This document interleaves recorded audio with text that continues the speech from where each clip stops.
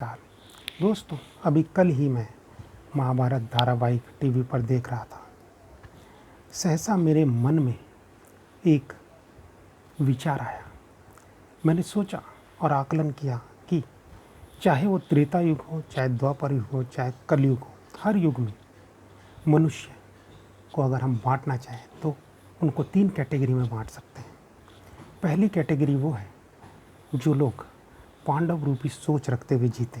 पांडव रूपी सोच का मतलब जो लोग धर्म के साथ जीना चाहते हैं, जो लोग नीति के साथ जीना चाहते हैं, जो लोग देश प्रेम के साथ जीना चाहते हैं, जो लोग समाज में एक दूसरे के साथ भाईचारे से रहना चाहते हैं, जो लोग अकारण हिंसा से परहेज करते हैं और जो लोग अपनी मातृभूमि और अपने देश के लिए अपनी जान भी न्यौछावर करने को तत्पर रहते हैं। दोस्तों, दूसरी कैटेगरी के जो लोग हैं वो कौरव रूपी, दुर्योधन रूपी, शकुनी रूपी सोच रखते हैं। ये लोग चाहे दुश्मन आंतरिक हो या बाहरी हो, कहीं ना कहीं ये लोग उनको सपोर्ट करते हुए नजर आते हैं। ये हमेशा अधर्म पर चलते हैं, ये हमेशा अनीति पर चलते हैं। इनके मन में लालच भरा रहता है, इनके मन में अहंकार, नफरत भरी होती है। वो अपने भाइयों के प्रति भी होती है, अपने दोस्तों के प्रति भी होती है, समाज के लोगों के प्रति भी होती है। जिस प्रकार महाभारत में दुर्योधन शकुनी कंपनी ने अपने चचेरे भाइयों से कितनी नफरत की, कितना अहंकार था उनके मन में, एक सुई की नोक के बराबर भी ज़मीन देने को दुर्योधन तैयार नहीं था। उसी तरह की सोच आजकल हमारे देश में काफ़ी लोगों के अंदर दिखाई देती है। इनको बस देश की आलोचना करनी होती है, चाहे देश में सरकार कोई अच्छे काम कर रही हो, विकास के काम कर रही हो, गरीबों का कल्याण कर रही हो, महिलाओं की सुरक्षा की बात कर रही हो, रोज़गार की बात कर रही हो, ये लोग हमेशा सरकार के विरोध में खड़े नज़र आते हैं।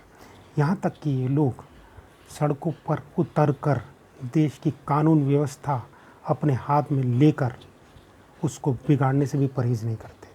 और जब देश पर किसी बाहरी दुश्मन का आक्रमण होता है तो ये लोग अपने देश के साथ खड़े होने के बजाय, ये लोग अपने देश की सेना के साथ खड़े होने के बजाय, ये लोग अपने देश की सरकार के साथ खड़े होने के बजाय, ये लोग अपने देश के लोगों के साथ खड़े होने के बजाय दुश्मन देश के साथ खड़े हुए नज़र आते हैं। और ये काम ये लोग खुलेआम करते हैं, जैसे कौरवों ने खुलेआम पांडवों के साथ गलत काम किए और खुलेआम उन्होंने अधर्म का साथ दिया। कोई भय नहीं था उनको। और दोस्तों, ये तो हुए 2 तरह के लोग। अब तीसरी तरह के लोग जो सबसे घातक जिन्हें मैं समझता हूँ, वो कौन से हैं? सोचिए जरा दोस्तों। तीसरी तरह के लोग धृतराष्ट्र रूपी सोच वाले लोग हैं, जिनको अच्छे बुरे सबका ज्ञान है, लेकिन अपनी इंद्रियों के चलते, अपने पुत्र मोह के चलते, अपने और तरह के मोह के चलते वो कौरव रूपी सोच का साथ देना उचित समझते हैं। ऐसे लोग न्याय अन्याय, धर्म अधर्म को किनारे रखते हुए जो उनको सूट करता है, जो उनके लाभ की चीज़ है, जो उनके निजी स्वार्थ को पूर्ण करने वाली चीज़ है, उसका साथ देते हुए नज़र आते हैं। ये अपनी डिस्क्रिमिनेशन की पावर पर, आँखों पर पट्टी बांध लेते हैं, जैसे गांधारी ने पट्टी बांधी थी। इनको उचित अनुचित कुछ भी दिखाई नहीं देता। इनके लिए वही उचित होता है जो इनका लाभ कर सके किसी भी प्रकार से, चाहे वो पैसे के रूप में हो, चाहे वो पद के रूप में हो, चाहे वो मान प्रतिष्ठा के रूप में हो, चाहे वो प्रॉपर्टी के रूप में हो। ये लोग इसी कारण इन कौरव रूपी शक्तियों का साथ देते हुए नजर आते हैं। इनमें कई प्रकार के बुद्धिजीवी, सो कॉल्ड बुद्धिजीवी तथा कथित बुद्धिजीवी, फिल्म एक्टर, राजनेता, नेता, तमाम पढ़े लिखे लोग शामिल हैं, जिनको कुछ रुपए और कुछ लालच देकर खरीद लिया गया है। इनके लिए देश प्रेम, देश की ज़मीन, गरीब वर्ग कोई महत्व नहीं रखता है। ये लोग सबसे ज़्यादा खतरनाक है। ये लोग पर्दे के पीछे रहते हुए देश को गालियाँ देते हैं, उन ताकतों का समर्थन करते हैं जो देश को तोड़ने की कोशिशों में लगी रहती हैं, और इनका समर्थन कई अंतर्राष्ट्रीय शक्तियाँ स्पॉन्सर कर रही होती हैं।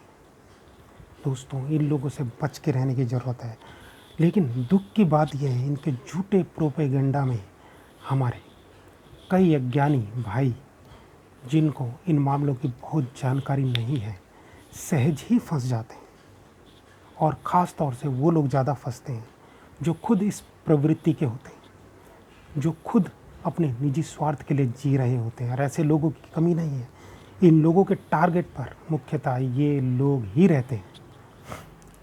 इसी वजह से इस देश में एक अलग तरह की कम्युनिटी तैयार हो रही है, जो देश विरोधी नारे लगाना अपना फ़र्ज समझती है, जो देश तेरे टुकड़े होंगे इस तरह के नारे लगाती है, जो सरकार की हर नीतियों का विरोध करती है, चाहे उसके बारे में उन्हें ज्ञान हो या ना हो, लेकिन वो विरोध करने के चलते वो सड़क पर उतर आते हैं।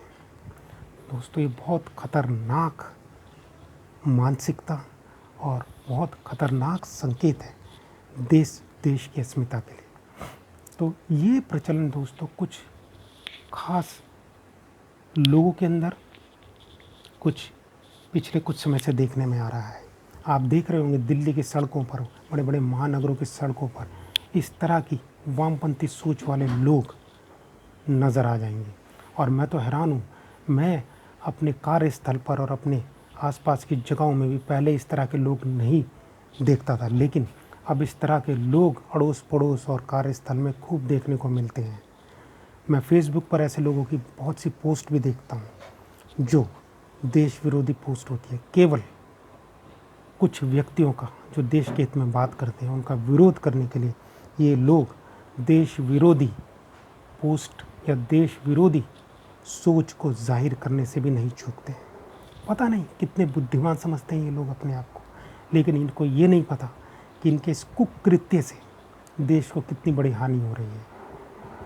दोस्तों, ऐसे लोगों से हमें सावधान रहने की ज़रूरत है। वो क्यों? उसका भी एक कारण है। ये लोग तो दोस्तों मुट्ठी भर हैं और ये लोग धीरे धीरे अपना आधार बढ़ा रहे हैं और इन लोगों को बाहरी समर्थन भी हासिल है। जब कभी देश पर विपत्ति आएगी, देश ऐसी स्थिति में पहुंच जाएगा कि हमें गृह युद्ध का एक हिस्सा बनना पड़ेगा, तो ये लोग तो बाहरी समर्थन से और बाहरी ऐसी शक्तियों के पैसों से कहीं विदेश में जाकर बस जाएंगे। पर दोस्तों, ज़रा सोचिए, क्या आपके पास इतने संसाधन, इतना पैसा है कि आप कहीं विदेश में जाके किसी सुरक्षित जगह में अपने परिवार के साथ रह पाएँ? नहीं, आपके पास ऐसा कुछ नहीं है। आप केवल इनका मोहरावर बन रहे हैं और यह आपका इस्तेमाल करके देश को एक ऐसी स्थिति में झोंक देना चाहते हैं जो एक गृह युद्ध की स्थिति होगी। दोस्तों, सोचिए उस समय आप अपना जीवन और अपने परिवार का जीवन किस प्रकार बचा पाएंगे। तो अभी से सतर्क हो जाइए। प्रोएक्टिव मेजर लेने ज़्यादा बेहतर होते हैं, बजाय इसके कि जब हर जगह आग लग जाए उसको बुझाने की। तो अभी से सतर्क हो जाइए, ऐसी शक्तियों के झांसों में मत आइए और देश प्रेम, धर्म प्रेम, नीति प्रेम के साथ जीना सीखिए। तो हमारे देश में कोई बुरी नज़र नहीं डाल सकता और इस तरह की जो लोग हैं ये स्वतः ही समाप्त हो जाते हैं। धन्यवाद। जय हिंद। भारत माता की जय।